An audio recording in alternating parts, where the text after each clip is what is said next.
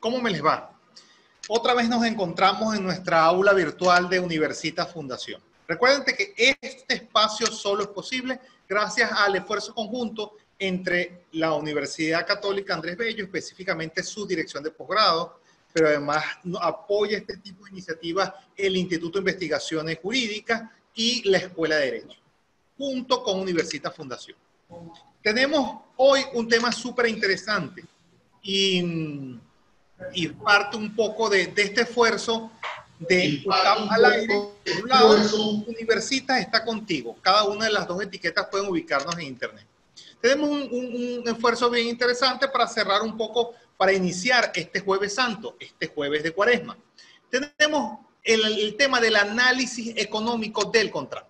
Entonces, recuerden, entendemos que un poco toda esta conversación viene en el contexto del análisis económico del derecho, esta línea conversacional que arranca un poco el tema de la escuela de Chicago y que entiende que al contrato o a las categorías jurídicas, además del paradigma de justicia o del panorama o de la matriz técnico-jurídica, hay que darle otro tipo de análisis.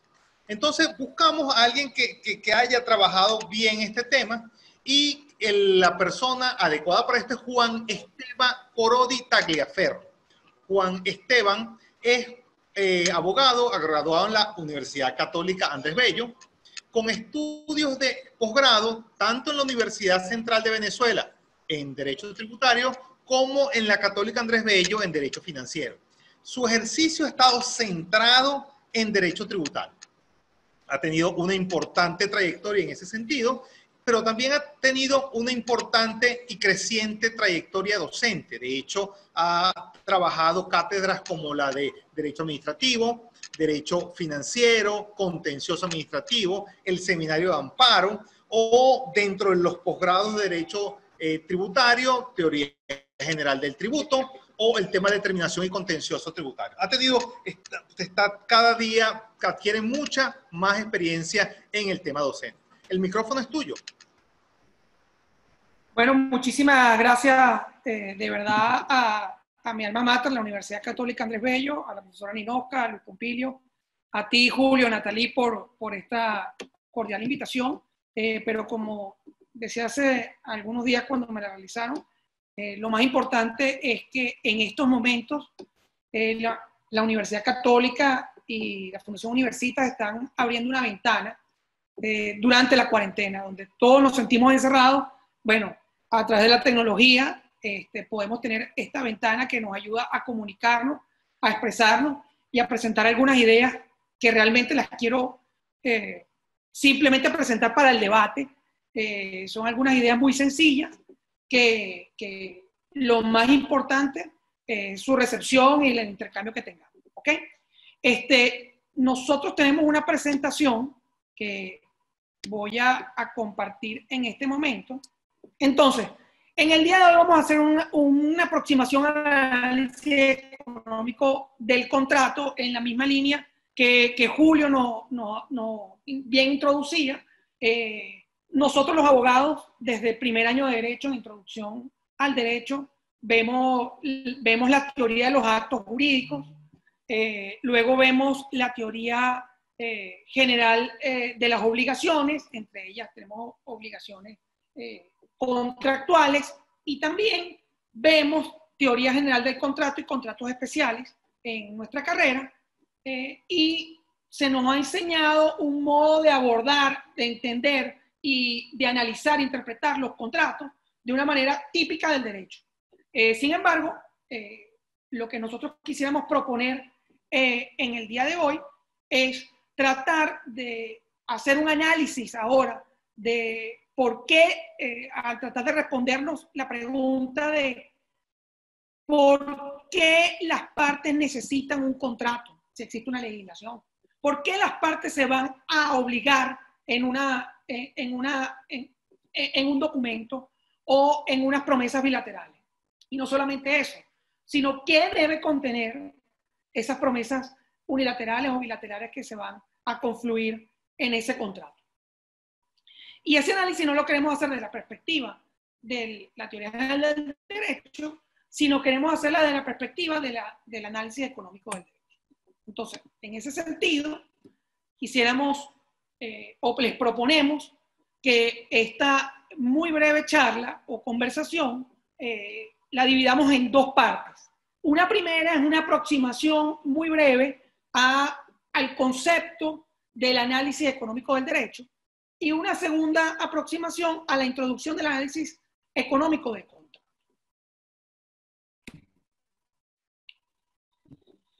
Sobre la aproximación del análisis económico del derecho, la primera pregunta que nos podríamos hacer es: ¿cuál es el ámbito de aplicación de esta corriente del análisis económico del derecho? Un primer grupo de la doctrina más ligada al derecho estima que en el análisis económico del derecho es el estudio de los participantes en el mercado y la economía, y cómo puede el derecho intervenir esos aspectos económicos. Pero una segunda, y creo que es la que más nos interesa, es que nosotros podemos utilizar métodos económicos para analizar y resolver problemas jurídicos. ¿Okay? Para relacionar el derecho y la economía tenemos que básicamente partir de qué es el derecho y qué es la economía. Voy a dar por sentado que todos sabemos qué es el derecho, aunque deberíamos recordarlo todos los días, y cada vez que abrimos el periódico nos dan muchas más ganas de saber, de recordarnos de aquellos conceptos que aprendíamos en la escuela de Derecho, sobre todo aquel del padre Olazo, que comenzaba diciendo que era la recta ordenación de las relaciones jurídicas. Bueno, eso, si ya lo tenemos a través de un conjunto de normas, etc., si eso ya más o menos lo tenemos descifrado, quisiéramos más bien presentar el concepto que nos interesa sobre economía, ya que si vamos a aplicar métodos económicos, métodos econométricos para resolver problemas jurídicos, entonces tenemos que preguntarnos qué es la economía. Y en ese sentido vemos que la economía es la ciencia social que estudia los procesos de intercambio que realiza el casos, o esos recursos que además no solamente son escasos, sino que tienen uso alternativo. Es decir, usted puede utilizar un vaso de agua para tomárselo o para lavarse las manos. En este momento, diría que utilicen parte de ese vaso de agua para lavarse las manos. Y eso es lo que pasa. Estamos en presencia del prolegómano económico.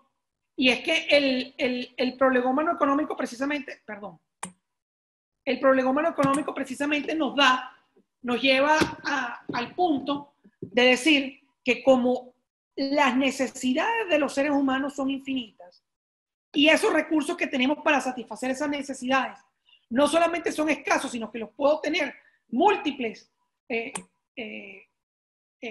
usos, entonces el prolegómano económico se resuelve asignando eficientemente esos recursos escasos y que tienen usos alternativos. ¿Y cómo yo asigno eficientemente esos recursos escasos con usos alternativos para tratar de resolver todos los problemas que tengo, para tratar de satisfacer todas las necesidades que tengo? Bueno, eso se hace a través de los métodos racionales de asignación de recursos. La economía, podemos dividir que esa asignación la ha abordado a través de teorías clásicas y teorías más contemporáneas. En las teorías clásicas, como todos bien debemos saber, está el individualismo clásico de Adam Smith. Sí, desde 1776, Adam Smith nos ha enseñado que a través de la teoría de los sentimientos morales, a través de su obra, que solo a través del interés individual, que cuando el individuo persigue su interés individual, en ese momento se van automáticamente por la mano invisible del mercado a resolver los intereses sociales, se va a dar cumplimiento a los intereses sociales. Es una teoría que aún hoy está en vigencia, y las nuevas teorías más contemporáneas lo que han hecho es complementar esta idea. Otra manera en que la economía ha abordado la asignación eficiente de recursos es a través del óptimo de Pareto. Ya nos acercamos ya a finales del siglo XIX, principios del siglo XX. Este autor italiano, Wilfredo Pareto, nos regaló el óptimo de Pareto, que es, Pareto se dio cuenta de varios fenómenos en la economía. En primer lugar, se dio cuenta que el 80% de las tierras fértiles que existían en Italia estaban en manos del 20% de la población más rica. Y que, por contraposición, el 80% de las personas más pobres solamente tenían el 20% de las tierras. Entonces, ¿cómo podría producirse un intercambio óptimo para que, digamos, todas las personas pudieran satisfacer adecuadamente sus necesidades? Presenta lo que se denomina el óptimo de Pareto, que ya, si quieren, lo veremos más adelante. Y en las teorías contemporáneas encontramos la teoría de juegos, que es cuando los economistas se dan cuenta que las decisiones individuales no son suficientes, porque en el mercado los individuos tienen la necesidad de interactuar no solamente con los oferentes, sino que también tienen que interactuar con otros consumidores. Y en consecuencia, además, dentro del mercado, dentro del estado de libre competencia, las decisiones que toman los competidores pueden afectar o deben estar tomados en cuenta en virtud de las decisiones que toman los otros competidores. Entonces, tu decisión no es solamente individualista, que yo debo seguir solamente mi fin individual, sino que yo también, para tomar una decisión racional, debo tomar en cuenta cómo se comportaría el resto de las personas que interactúan en el mercado, porque mi decisión va a cambiar las decisiones de los demás.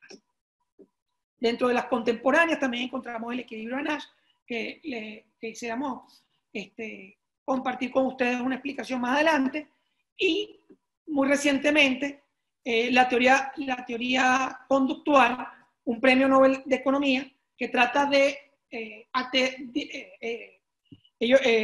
ese premio Nobel magnífico de Richard H. Thaler, lo que busca es acercar la resolución del problema humano económico hacia una teoría más realista, con el apoyo de la conducta y de la psicología.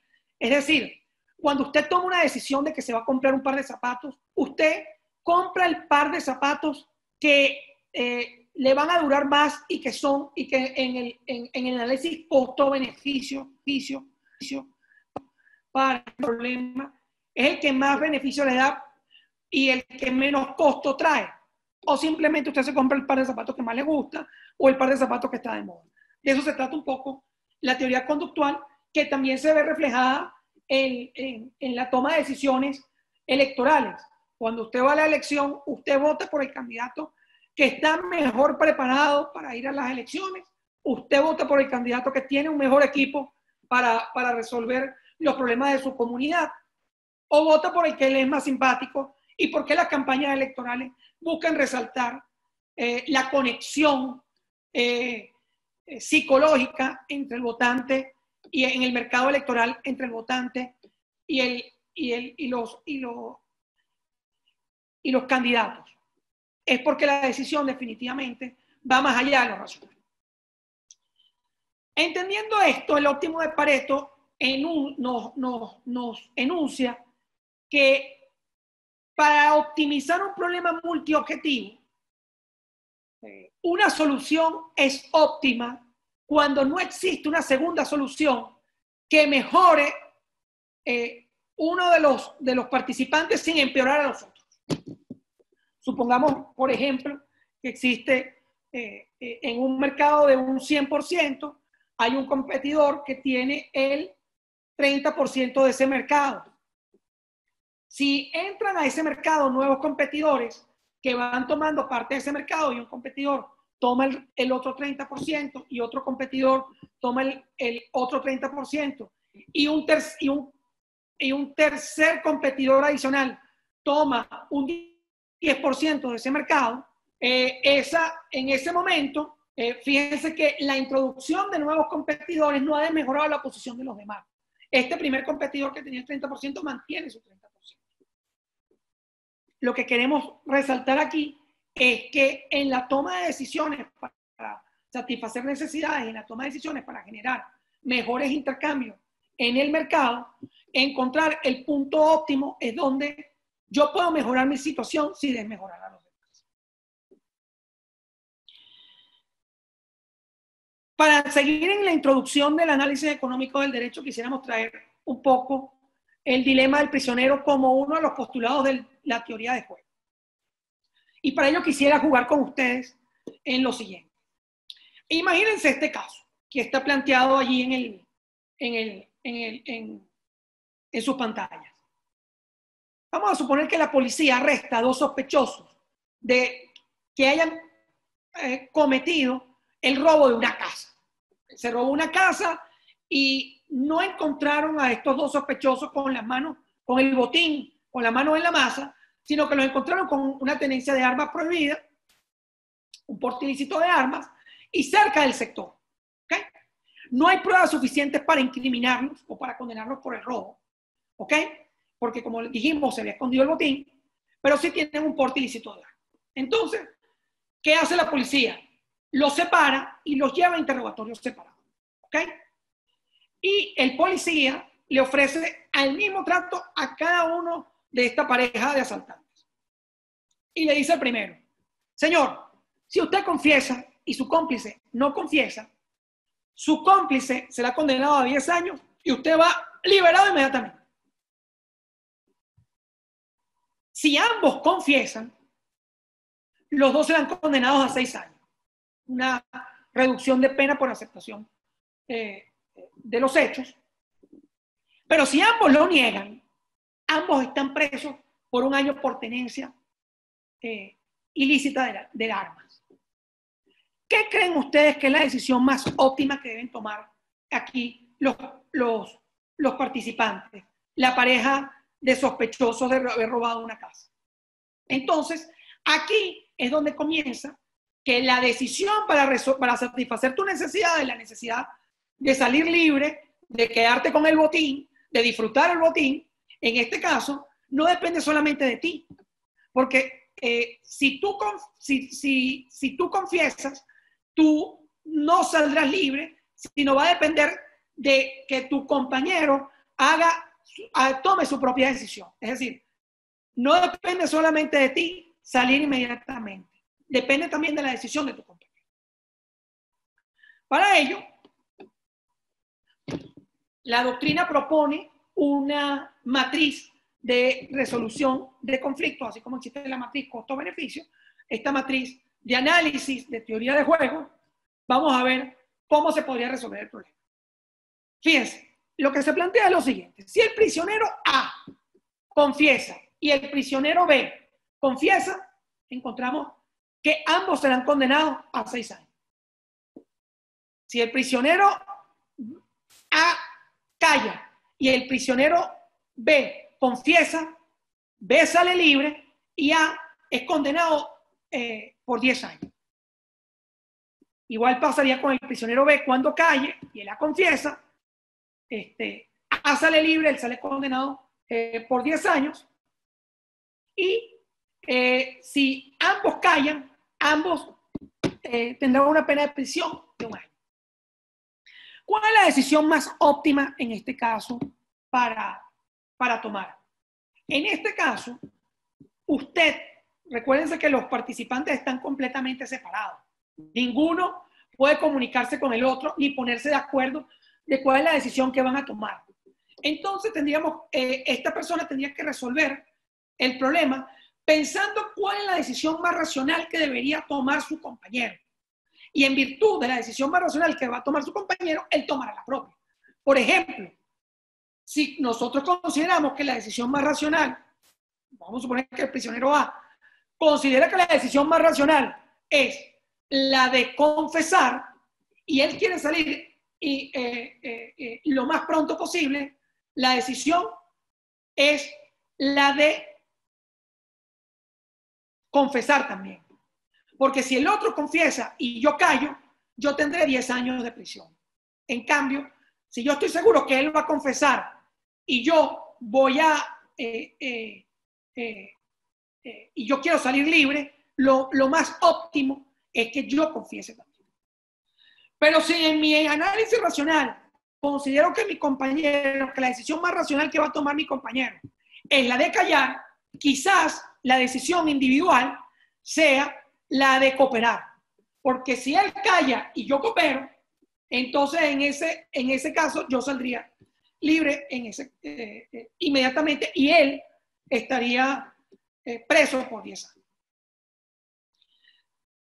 Pero quizás la decisión más óptima para todos los participantes en este mercado delictual y de la libertad es que ambos callen.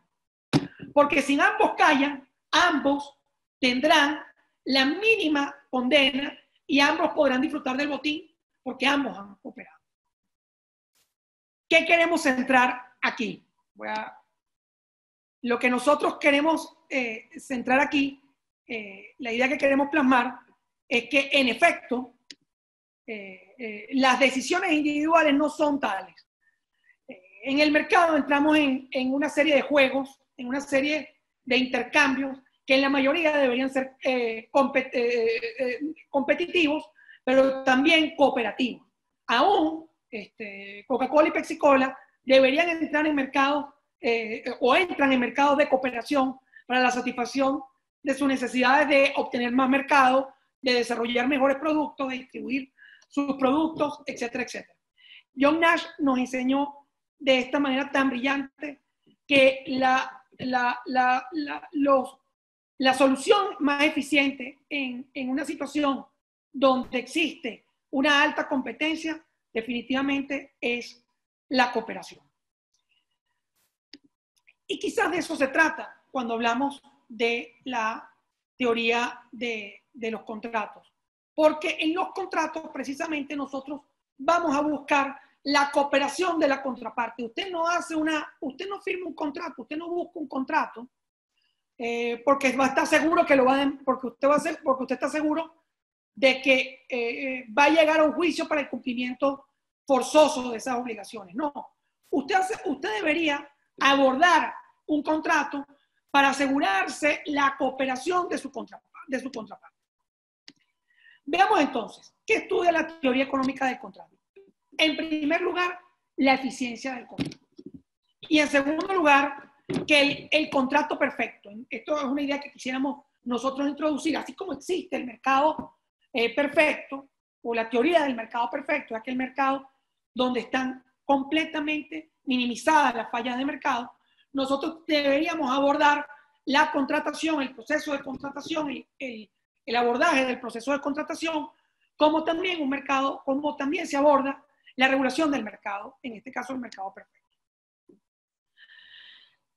Kutter y Uhlen nos enseñan que la eficiencia económica del contrato requiere que el cumplimiento sea forzoso, que esa promesa que nosotros estamos haciendo puede incluso ejecutarse en contra de nuestra voluntad, siempre y cuando que la ejecución forzosa de esa promesa sea y se haga tal como esa promesa se efectuó.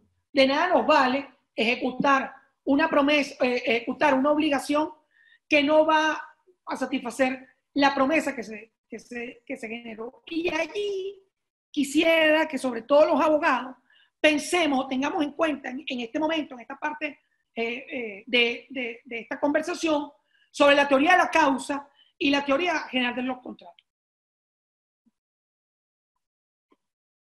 Si nosotros encontramos una relación contractual que logre generar los incentivos necesarios para que las promesas se cumplan sin que ésta sea forzosa, pero que además que genere incentivos donde se logre el equilibrio de Kaldor-Hick, en el cual los ganadores deben compensar explícitamente a los la cito, que los ganadores deben compensar explícitamente a los perdedores ante cualquier cambio, de modo que si no existe ninguna compensación en tales términos, los perdedores podrían vetar el cambio en las circunstancias de lo que están los ganadores. Lo que no quiere decir el equilibrio de Kaldor-Hick es que si no hay una indemnización sumamente adecuada para aquella persona que en una relación contractual se le generan pérdidas, se le generan mayores costes de lo que estaban determinando en su negociación, en ese momento no vamos a tener un contrato equilibrado,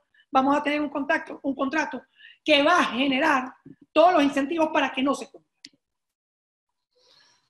¿Y cuáles son las promesas que deben cumplirse? Bueno, si nosotros nos limitamos únicamente a la teoría general del contrato, en el derecho continental encontramos que nosotros debemos cumplir las promesas en la cual se haya otorgado el consentimiento, tenga una causa y un objeto lícito. Y se acabó. No importa si esta genera pérdida, si no genera pérdida, si genera ganancia, si no genera ganancia. Pero si usted se comprometió, si usted otorgó válidamente su consentimiento y la causa y el objeto es lícito, usted debe cumplir esa promesa. En el common law encontramos la teoría de los representations y las considerations, que digamos, ha tenido una recepción en nuestro derecho continental cuando encontramos algunos contratos que tienen las consideraciones, al principio las consideraciones, considerando que fulano de tal tiene una casa, considerando que el otro fulano desea comprar esa casa, considerando que han acordado un precio. Entonces, allí el common law ha encontrado que en la teoría jurídica contractual, a través de las consideraciones y de los considerations, perdón, y las representaciones, la verdadera obligación que debe cumplirse. En la teoría económica del contrato, no es que no sea importante, pero no es su objeto estudiar si el consentimiento se otorgó adecuadamente, si su causa es lícita o si su objeto es lícito. Lo que le va a interesar a la teoría económica del contrato es si el cumplimiento del contrato me genera más beneficios que los costos que puede generar su incumplimiento. Es decir, si en la medida en que para un particular sea más beneficioso cumplir el contrato, en esa medida esta persona racionalmente va a tender a cumplir el contrato. Porque en la medida en que ese contrato, el cumplimiento del contrato, le vaya generando pérdidas no previstas, en esa medida ese cumplimiento del contrato pudiera, en opinión de algunos, perder incluso su causa. O sea, ahí encontramos la interrelación en la teoría económica del contrato y la teoría jurídica, por decirlo de algún modo, del contrato, tienen confluencia en la causa económica del contrato. Pueden existir contratos en los que su cumplimiento generan pérdidas para alguna de las partes e igualmente ese contrato genere todos los incentivos para su cumplimiento. Bueno, vamos a darle, por ejemplo, algunos ejemplos y vamos a ver que en este caso lo que no estamos viendo es un beneficio oculto o un beneficio no valorado. Por ejemplo, en los contratos de exclusividad, imagínense un actor que es contratado por Netflix para solamente hacer series, miniseries y películas donde el productor sea Netflix. y no puede, bajo ninguna circunstancia, iniciar proyectos con Paramount Pictures, con HBO, con Amazon Prime. Le están excluyendo completamente ese universo, le están excluyendo completamente todo ese mercado. ¿Es económicamente racional para esta persona entrar en este contrato de exclusividad? Fíjense que allí está perdiendo todo un mercado, el mercado de HBO, está perdiendo el mercado de los Paramount Pictures, de Fox, de todas estas grandes productoras. ¿Por qué esta persona firmaría el contrato de exclusividad? Por una razón muy sencilla. Porque con el contrato de exclusividad, él está garantizando que él tiene, digamos, un contrato seguro con Netflix. En cambio, por más abierto y libre que estuviera el mercado, él no tendría la posibilidad, como agente libre, de asegurar que HBO lo contrate este año, y que el año siguiente lo contrate Netflix, y el año siguiente lo contrate otra productora. Entonces, ¿qué es lo que está valorando aquí el agente económico? La seguridad y la certeza. La seguridad y la certeza le da un valor mucho mayor que las potenciales pérdidas que pueda tener por no acceder a ese mercado. Igual pasa en los contratos, ahí ponemos de e-commerce, pero realmente debería ser del mundo digital. Usted ha descargado algún app gratuito y ha disfrutado las bondades de ese app gratuito. Seguramente sí, o seguramente incluso estamos en este momento disfrutando de Zoom gratuitamente. ¿Puede, por ejemplo, una plataforma o un programador de un app, cuál es su ganancia respecto a que Google, por ejemplo, sea el buscador más utilizado en el mundo y es completamente gratuito? Usted no tiene que pagar ninguna membresía para hacer sus búsquedas en Internet a través de Google. ¿Por qué Google da gratuitamente, presta gratuitamente, entre comillas, ese servicio?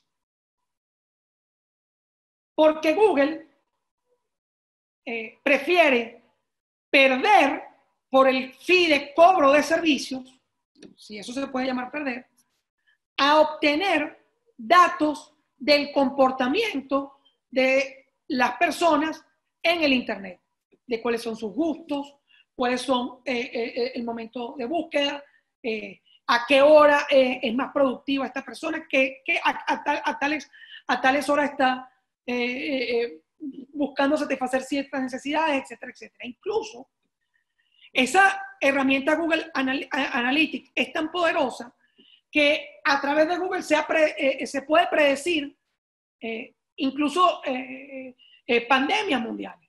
Imagínense ustedes que Google existiera en China.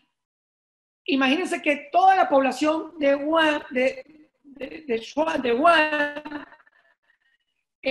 a principios de año, empezar a buscar a Google remedios para la tos, remedios para la fiebre, qué hacer, intoxicación por sopa de vampiro, por ejemplo.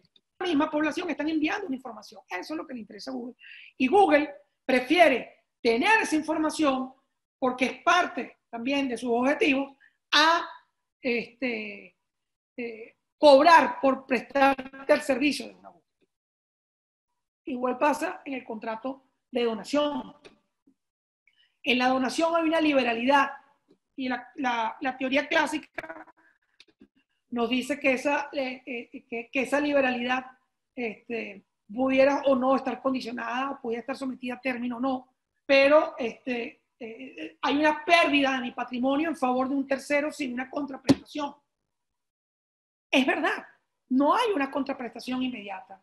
Es probable que sea así, visto de la teoría típica del derecho clásico. Pero desde la teoría económica del derecho, lo que nosotros podemos evaluar aquí es que el donante está valorando su acto de hacer la liberalidad, su acto de desprenderse de la cosa le otorga a él mucho más valor que la contraprestación que recibiría. Por ejemplo, una persona que tenga una colección de cuadros de Picasso, que los done al museo, realmente esa donación a un museo es sumamente cuantiosa y no recibe nada a cambio. El hecho de dar la liberación es lo que él valora mejor. Vamos a seguir avanzando para no pasarme del tiempo. ¿Qué puede afectar la eficiencia económica del contrato? ¿Okay? Y realmente podemos resumir en dos elementos lo que puede afectar la eficiencia económica del contrato. En primer lugar, el paso del tiempo en el intercambio de las promesas. ¿Okay? Es decir, que entre el momento en que yo haga la promesa y el momento en que yo tengo que cumplir, pasa el tiempo. Hay un plazo determinado para ese cumplimiento. ¿Por qué? Porque es muy difícil predecir el futuro. Es muy difícil predecir si el día de mañana vamos a estar vivos, vamos a estar en una situación de cuarentena, etcétera, etcétera.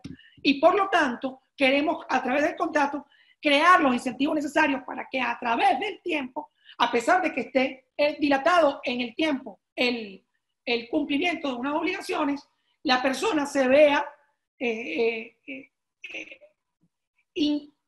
incitada a cumplir esa obligación. Pero además estimulará el cumplimiento del contrato si esa promesa es coercible, es exigible o su incumplimiento genera unos costes mayores. Si hacemos, por ejemplo, utilizando la misma matriz que utilizamos en la teoría de juegos, imagínense ustedes que un estudiante de primer año de Derecho llega al cafetín de la Universidad Católica y dice al dueño del cafetín: mire, señor, yo voy a estudiar 5 años de Derecho. Y usted me está diciendo que un café con leche cuesta $1. Bueno, yo me voy a tomar 200 cafés en este primer año escolar. Entonces yo le quiero pagar por adelantado esos 200 cafés. Y yo voy a venir aquí todos los días de mi año escolar a tomarme un café a las 10 de la mañana. ¿Qué haría, usted qué cree que haría el dueño del cafetín? ¿Le aceptara el contrato o no se lo aceptara? ¿O es necesario hacer un contrato aquí? Porque, ¿qué pasaría, por ejemplo, si fuera un contrato de compraventa de un café con leche? Para ese momento de inmediato, $1, como los cumplimientos son instantáneos, pago contra el café, no hay riesgos de incumplimiento, o el riesgo de incumplimiento es mínimo. En este caso, al estar dilatado, los riesgos de cumplimiento pueden ser mismos, pero también pueden ser riesgos de cumplimiento para ambos. Es decir, yo estoy adelantando el precio de 200 cafés, pero la contraparte puede decir: bueno, pero yo no sé si a final de año el costo individual de ese café va a ser $1 o no va a ser $1. ¿Cómo se puede analizar esto? Si yo le ofrezco el negocio de los $200 por 200 cafés y el dueño del cafetín no coopera, se quedó sin los $200 y este se quedó sin sus cafés. No sé si me explico. No hay negocio. ¿Qué puede pasar? Que se haga un negocio donde una de las partes coopere y la otra no. Es decir, suscribamos un contrato de compraventa prolongada de 200 cafés para entrega diaria los días hábiles.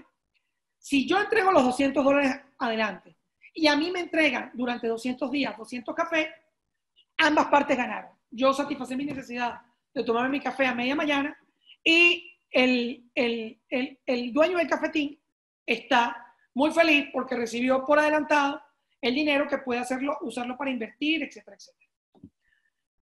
Pero si una de las partes no coopera, por ejemplo, si yo le entrego los $200 al señor y al día siguiente, cuando voy a buscar mi primer café, el señor no se acuerda y no me quiere entregar los cafés, una de las partes puede perder, que es la que perdió los $200, y se ahorró esta parte. ¿Qué es lo que se busca entonces en este intercambio de juegos cooperativos, como puede ser el contrato. Un contrato va a ser ineficiente cuando los costos de cumplimiento sean mayores que la responsabilidad por el incumplimiento.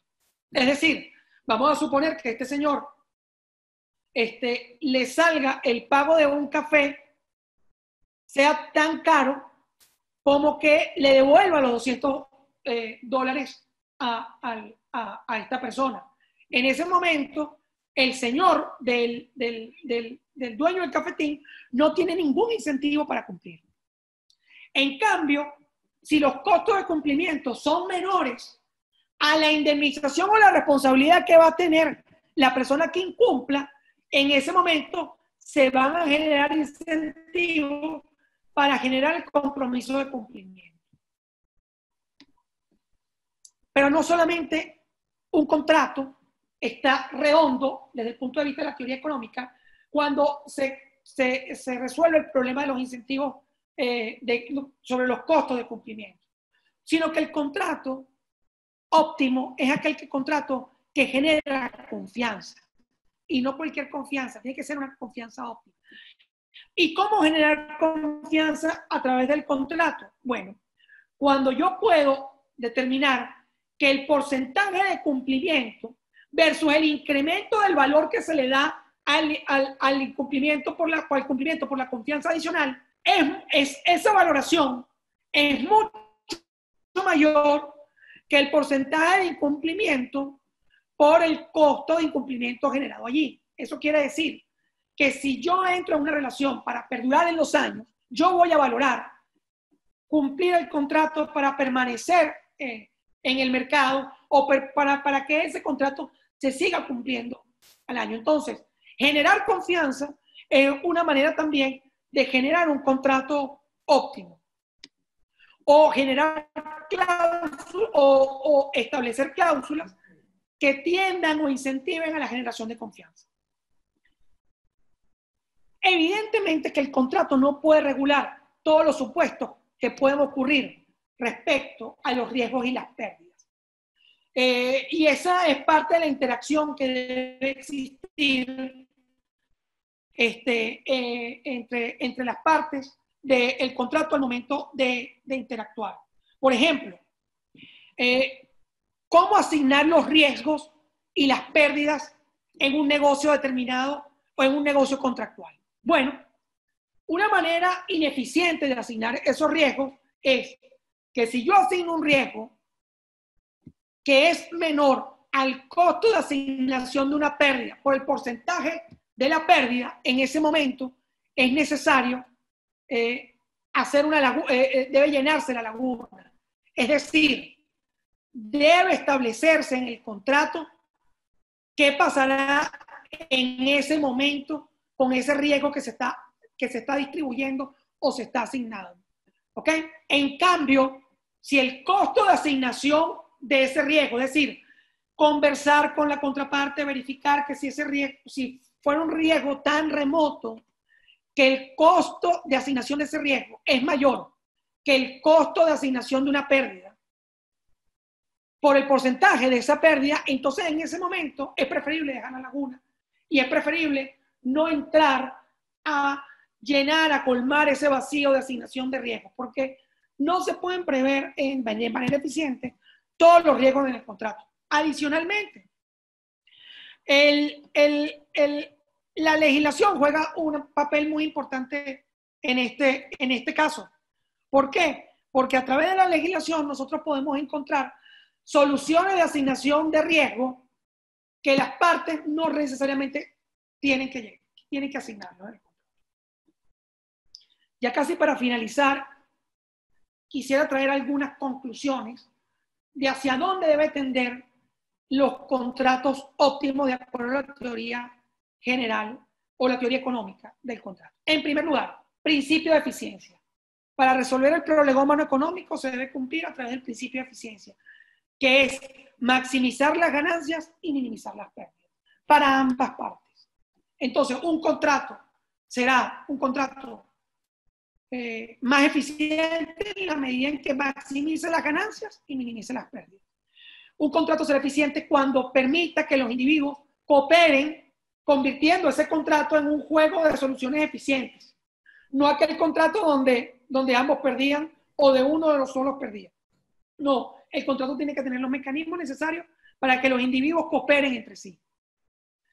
Y definitivamente un contrato que genere incentivos óptimos para cumplir. Es decir, donde las pérdidas por incumplimiento sean mayores que los costos por cumplimiento. Debe asegurar una confianza óptima y debe asegurar el cumplimiento de buena fe, porque el cumplimiento de buena fe es mucho más eficiente que ir a tribunales, que ir a arbitraje, que tratar de iniciar procedimientos de ejecución forzosa. Un contrato es eficiente en la medida en que nosotros asignamos de manera adecuada los recursos, los riesgos y las pérdidas. En la medida en que, de acuerdo a la ecuación, nosotros balanceemos adecuadamente la asignación de riesgos, la asignación de pérdidas y la asignación de recursos, en ese momento tendremos un contrato eficiente. Y quizás tendremos un contrato eficiente en la medida en que se tenga en cuenta la corrección de todas las fallas de mercado allí establecidas. Ya para terminar, una reflexión final y sobre todo para mis colegas abogados con quien estamos compartiendo algunas de estas ideas. Fíjense esto. Para el estudio racional del derecho, es posible que el hombre del portafolio sea el hombre del presente. El hombre del portafolio, es decir, haciéndose un dibujo del abogado. Pero el hombre del futuro es el hombre de la estadística, porcentaje de cumplimiento, porcentaje de posibilidad de ocurrencia de un riesgo, y el conocedor de la economía. Sabemos que para obtener una cosa debemos renunciar a otra, y se nos enseña a comparar la ventaja que ganamos con la ventaja que perdemos, las soluciones de ventajas comparativas, y a saber lo que estamos haciendo cuando elegimos, es decir, que estamos haciendo una elección racional. Esto no lo decimos nosotros, esto lo dijo Oliver Wendell en The Path of the Law, en el Harvard Law Review de 1897. Es decir, nosotros no estamos hablando ni siquiera del siglo pasado. Estamos hablando de que la idea de integración, de resolver problemas jurídicos a través de elementos económicos, es algo que ya se visoraba desde finales del siglo antepasado.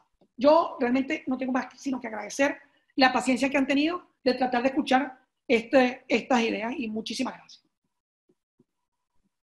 Gracias, Juan. Mira, ya tenemos algunas preguntas, algunos comentarios.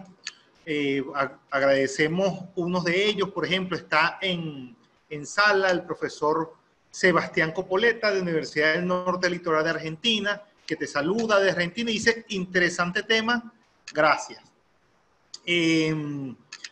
Hay varios saludos: Juan Romero, Juan Carlos Gómez, Milagros Saldivia. Ok, vamos a ver. Preguntan sobre los otros eventos que vamos a tener en el día de hoy. Hay un importante dato, y disculpa antes de recibir las siguientes preguntas. Terminando prácticamente esta videoconferencia a las 11:30, tenemos una muy actual videoconferencia sobre y después del COVID, ¿qué? En las relaciones laborales, con el laboralista Jair de Freitas, que es una de las videoconferencias que tiene organizada la Universidad Católica Andrés Bello. Los invitamos, vamos a tratar de compartir el link de acceso. Gustavo Zambrano te saluda, estimado Juan, y vamos a ver algunas de las primeras preguntas. Mira, aquí tenemos una. Vladimir Colmenares de Barquisimeto, lo hace desde Facebook. Dice: profesor, le felicito por su reveladora intervención. Realizar un análisis económico de los contratos en Venezuela resulta indispensable, aunque complejo, por las distorsiones del mercado venezolano, tales como hiperinflación, desabastecimiento, especulación, etc. ¿Qué opinión tiene al respecto? Excelente pregunta. Creo que no hay una respuesta correcta, pero yo le diría una cosa. Si ustedes en el año 2017 le dijeran, le preguntaran, ¿va a haber inflación en el año 2018? Es más, si yo le preguntara hoy, en el año 2020, en el año 2021, en Venezuela va a haber hiperinflación, va a haber devaluación, ¿qué creen ustedes que va a ocurrir? Muy probablemente la respuesta es que existan mucho más probabilidades de que Venezuela continúe en una espiral hiperinflacionaria y en una espiral de devaluación, de que se pare esa espiral hiperinflacionaria y esa espiral de devaluación o esa mega devaluación. Por lo tanto, las partes que van a suscribir un contrato en el día de hoy, las partes que van a suscribir un contrato en Venezuela, tienen que prever adecuadamente que el cumplimiento dilatado en el tiempo de sus obligaciones van a estar muy influidas por ejemplo, hiperinflación y incluso por desabastecimiento, porque cuando ocurre el desabastecimiento y la especulación, cuando no hay incentivos necesarios para vender a los precios que están allí regulados. Cuando existen incentivos en el mercado, por ejemplo, yo he escuchado gente que dice, oye, los tapabocas aumentaron de precio. Y apartando un poco el tema que puede ser, que quisiera tocar con bastante cautela de la situación en la que nos encontramos, pues el precio de los tapabocas va a ser mayor en la medida en que la demanda sea mayor. Y si ahorita se necesitan más tapabocas, lo más racional es que con mayor demanda, de acuerdo al análisis clásico y 1.0 económico, es que en la medida en que haya más demanda, en esa medida los precios van a subir. Entonces, ¿cuál es el racional aquí? El racional es que en Venezuela es muy probable que por unos años tengamos una legislación bastante interventora en la economía y en el mercado, y que nosotros en Venezuela exista inflación y exista devaluación. Por lo tanto, las partes deben prever ese riesgo y deben distribuir adecuadamente ese riesgo. Por otro lado, voy a aprovechar la pregunta para también tocar un tema. Imagínense que dos partes establecieron un canon de arrendamiento a un costo fijo en una época donde existía una inflación muy pequeña de un solo dígito y era un contrato a 20 años de arrendamiento. ¿Qué pasaría si ese contrato de arrendamiento que usted suscribió en el año 98, usted tratara de cumplirlo a una tasa de canon fijo, tratara de cumplirlo en el año, no me voy a ir muy lejos, en el año 2005? El valor del canon de arrendamiento en el año que usted fijó en el año 98 era el mismo en el año 2005. Definitivamente no. Y además, el canon que usted hizo en costo fijo, si trata de llevarlo después de la espiral de hiperinflación y de megadevaluación, donde pasamos por dos reconversiones monetarias, el cumplimiento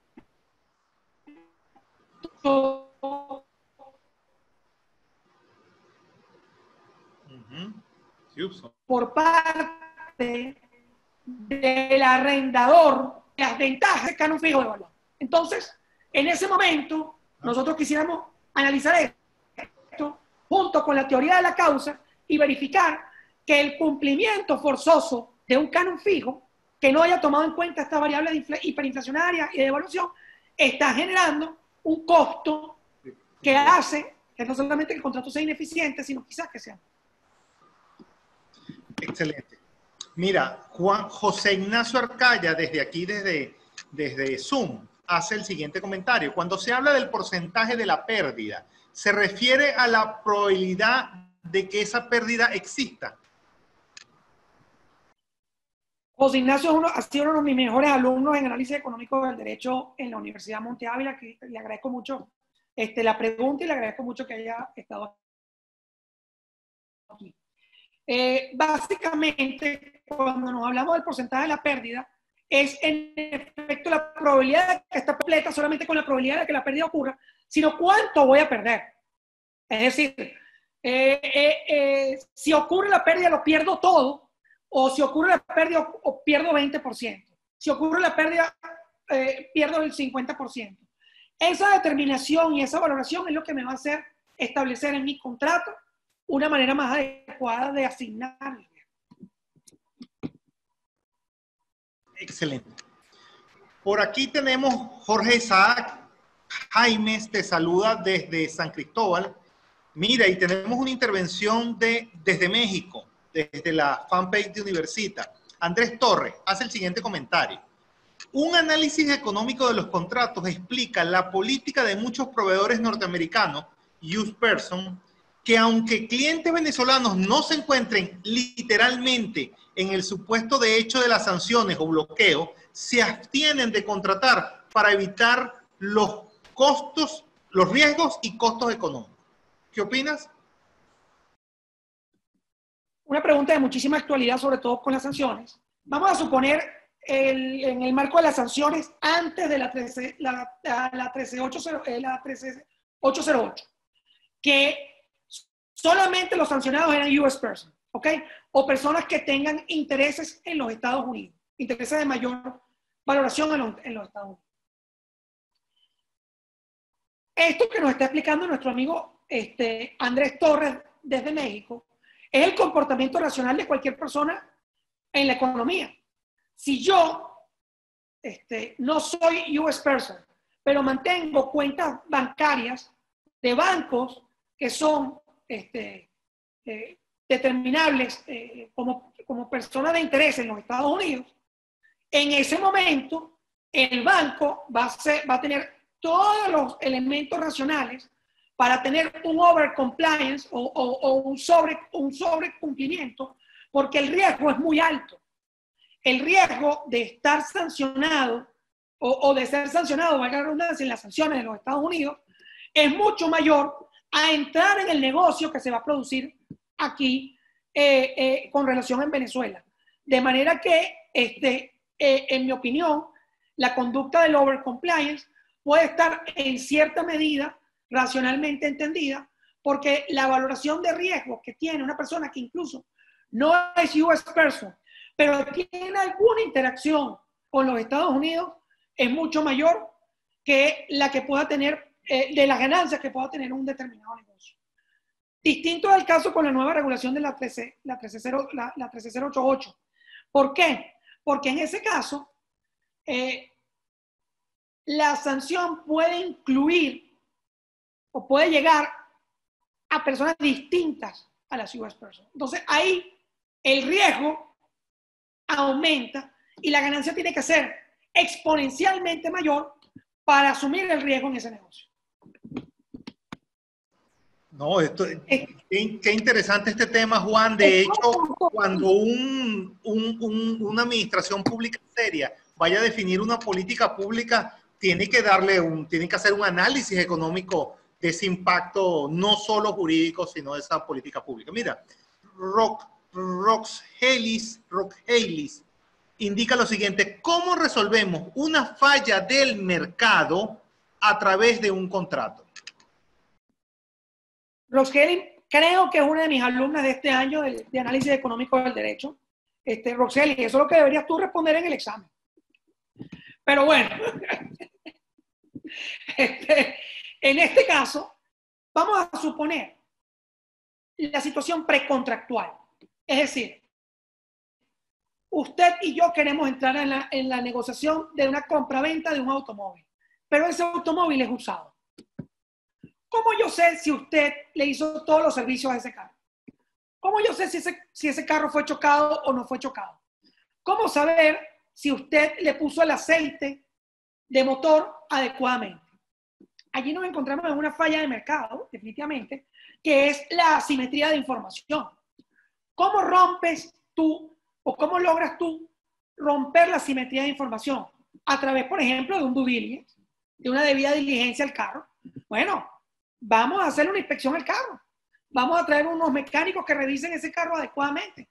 Vamos a entrevistar al mecánico del carro, a ver si él ha tenido que reparar algún choque, si ha tenido que hacer esto. Y en el contrato se puede establecer esa debida diligencia o la asignación de riesgo. Es decir, yo te compro este carro usado, pero si ese carro tiene una falla dentro de unos años, producto de que tú no le diste un buen mantenimiento, entonces tú deberías indemnizarme. O se resuelve la asimetría de información de la siguiente manera. Este carro es usado, tú asumes todos los riesgos. Gracias. Javier, desde aquí de nuestra aula virtual, indica lo siguiente. Esta teoría de pérdidas y ganancias puede aplicarse a un periodo normal, pero en el presente caso de las cuarentenas con el pago obligatorio del salario como en Bolivia, no es aplicable porque la pérdida será un hecho real. Un hecho real. Entiendo que el participante es un participante de Bolivia. Entiendo que Javier hace su pregunta desde Bolivia.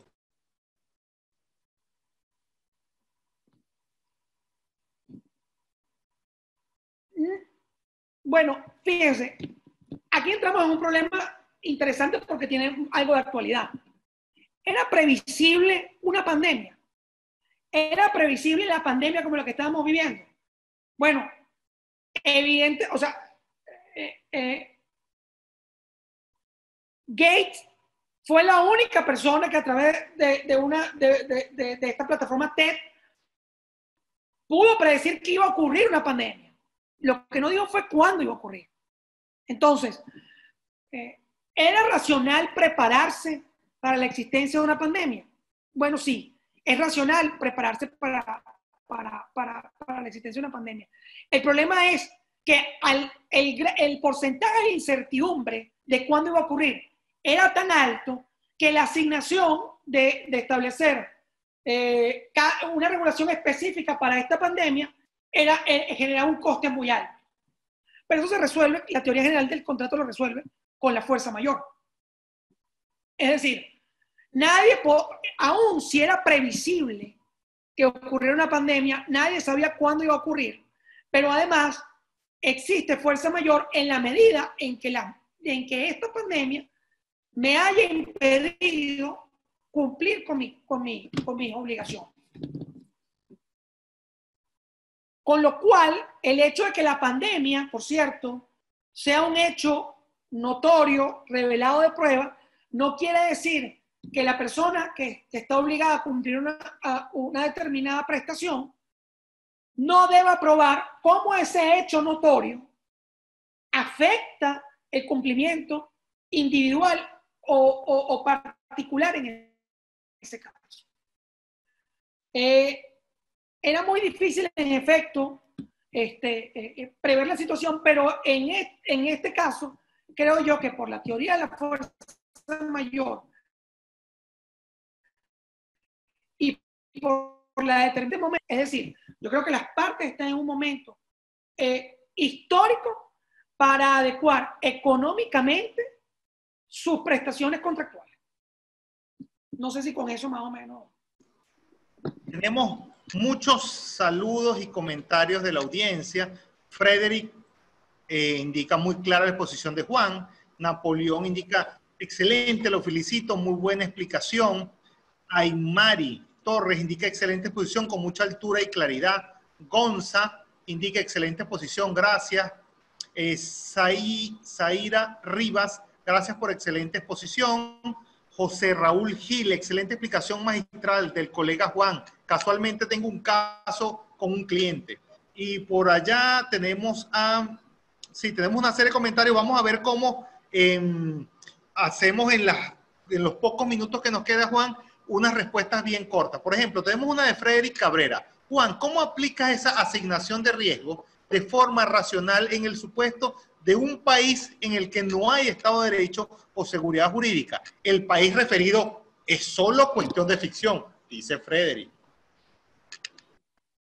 Bueno, en primer lugar, estoy casi conmovido por las felicitaciones. Creo que son muchas de ellas inmerecidas. El tiempo y el espacio es muy difícil para tratar de explicar algunas cosas en este caso, pero les agradezco infinitamente esas felicitaciones. Y bueno, le mando un gran saludo a Frederick Cabrera, un gran laboralista. Y yo te pregunto, Frederick, si tú vas a entrar a un mercado donde tú sabes que las instituciones jurídicas no son las adecuadas, no son eficientes, donde no hay una certeza de que a través de los órganos judiciales se pueda lograr la ejecución forzosa o el cumplimiento forzoso de una obligación, tú entrarías en ese mercado, negociarías en ese mercado. Y la respuesta es que si tú puedes llevar a cabo ese negocio y ese negocio genera unas ganancias lo suficientemente altos para no contar con el aparato de justicia, para no contar con las instituciones jurídicas, en ese caso la respuesta es que tú deberías entrar en ese mercado y tomar las previsiones, por ejemplo, en el contrato para no valerte aún de esas instituciones. Y eso es el caso, por ejemplo, una alternativa a eso ha sido, por ejemplo, el arbitraje. ¿Por qué siguen existiendo compañías extranjeras en Venezuela? ¿Por qué siguen existiendo personas que hacen negocios con el gobierno venezolano? Muy probablemente porque las ganancias que están obteniendo o el costo de oportunidad de entrada en este momento a este mercado es mucho menor o es mucho mayor que las pérdidas que puede ocasionar por el desarrollo del negocio en Venezuela. Es decir, así como la canción esta Should I Stay or Should I Go, es decir, es momento de irse, es momento de quedarse, es momento, creo yo, de hacer análisis económico del derecho y verificar si el costo de entrada después, en unos años a Venezuela, es mucho mayor que el costo de mantenerse. Y a mí no me cabe la menor duda que lo segundo es la solución más óptima. Iván Ibarra Guevara, desde aquí de nuestra aula virtual, indica excelente conferencia e interesante tema. En materia civil, la ley permite acudir a los órganos jurisdiccionales para buscar rescindir el contrato cuando su incumplimiento perjudica más que dejar de cumplirlo. Es decir, la penalidad de incumplimiento sería menos perjudicial que cumplir con el mismo. Por lo tanto, el dominio del tema y conocer sobre el análisis económico del contrato nos va a permitir fundamentar mejor esos casos con mayor certeza y precisión de los argumentos. Saludos desde el estado Aragua. Saludos, Iván. En efecto, coincido perfectamente contigo. Yo lo único que agregaría a tu comentario es que, en efecto, en la medida en que nosotros podamos hacer el análisis económico del derecho, económico del contrato, vinculado a la causa del contrato, en ese momento pudiéramos encontrarnos elementos racionales para que un tribunal, basado en la teoría de la causa, pueda encontrar la ilegalidad de un contrato porque su cumplimiento genera pérdidas no previstas, por ejemplo. Perfecto. José Ignacio Arcaya, desde aquí en nuestra aula virtual, indica: pareciera que el rol del Estado en la regulación debería ser el de reducirle a los particulares los costos de ejecución de los contratos. Es decir, pudiéramos decir que si no existiera Estado, cuando una parte incumpla un contrato, será la otra quien deberá decidir entre, uno, asumir la pérdida, o dos, imponer el contrato, asumiendo los costos de imposición, contratar cobradores, invertir tiempo en buscar cumplimiento, etc. En cambio, cuando existe un Estado que asume el costo de ejecución, no recaerá sobre la parte afectada costear, perseguir a la otra para cumplir el contrato, sino que el Estado asume dichos costos, entendiendo que aún las partes tendrán que asumir los costos de ir a juicio y arbitraje, lo cual de cierta manera es un desincentivo para el incumplimiento. Es decir, pareciera que el rol del Estado sería el de disminuir el riesgo de incumplimiento, ya que una de las partes podrá acudir a los órganos judiciales para hacer la ejecución forzosa que desincentive el incumplimiento.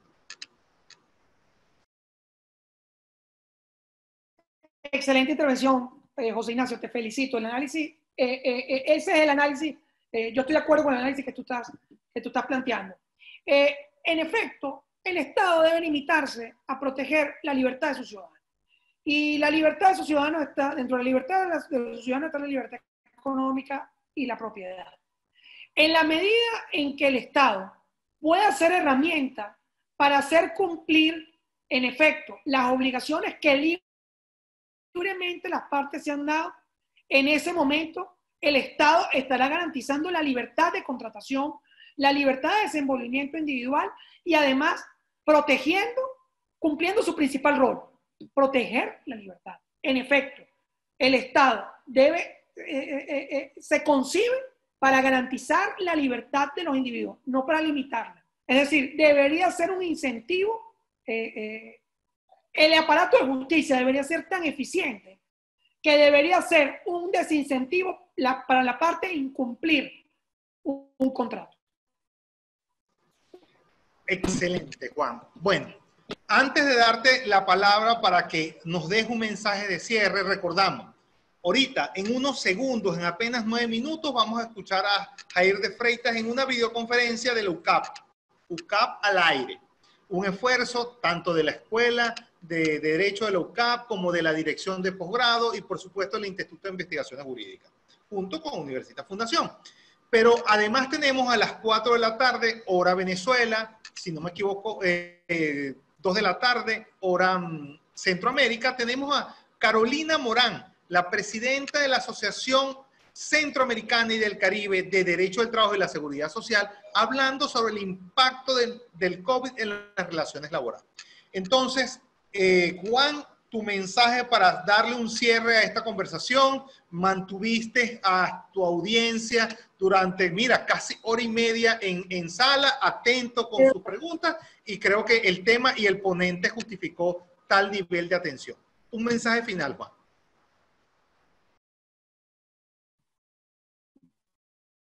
Bueno, en primer lugar, no se pierdan la cita con Jair de Freitas. Jair de Freitas es un gran amigo mío y es una de las personas más inteligentes y más capacitadas para hablar de estos temas de relaciones laborales. Así que estoy seguro que va a ser interesantísimo. Finalmente, yo solamente tengo que dar las gracias. Gracias a ustedes por permitirme, a través de esta ventana, expresar algunas ideas. Estoy abierto para lo que necesiten. Es el estudio racional de cada una de nuestras áreas. Eso es lo que se impone, dejar un poco quizás las pasiones, poner un poco más de cabeza fría y saber que también no hay, ni siquiera el COVID dura 100 años. Así que estoy seguro que a Venezuela le espera unos años espectaculares y donde todos vamos a tener que aplicar nuestras mejores herramientas para ser cada día más felices. Muchísimas gracias, Julio, de verdad. Y a todos los presentes. Bueno, hasta luego y saludos desde donde se encuentren. Chao.